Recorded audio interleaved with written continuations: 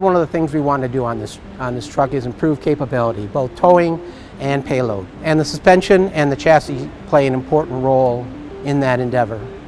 The all-new Ram 1500 has the smartest frame in the segment, which includes a 23-degree splayed railed system out in front of the truck.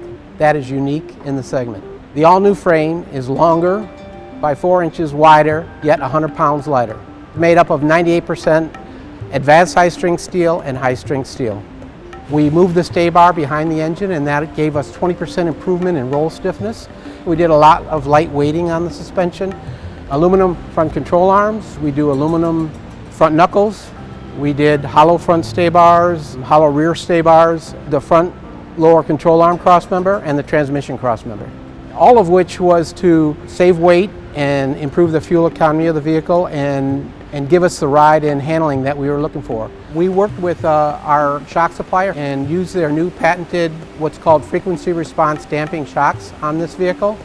What it does is it allows us to tune the shocks at 2 different frequencies. So the high frequency stuff or the rough road stuff we could tune with one part of the shock, and the low frequency, very large undulating type events we could tune with another part of the shock. We're kind of excited about air suspension on the Ram 1500. We're the only truck in this segment that offers it. When you go to get in or out of the truck, it lowers a couple inches to allow you to easily get in and out of the truck. Once you start the truck and start moving, it moves back up to the normal ride height. When you get up above 35 miles an hour, the truck drops about 15 millimeters, and that's to provide fuel economy improvements when you're driving down the road because the truck is riding slightly lower. We already start an inch high on the Rebel trucks. Clearly the person buying the Rebel truck is someone that does like to go off-road, so that's one feature the air suspension provides the Rebel truck buyer.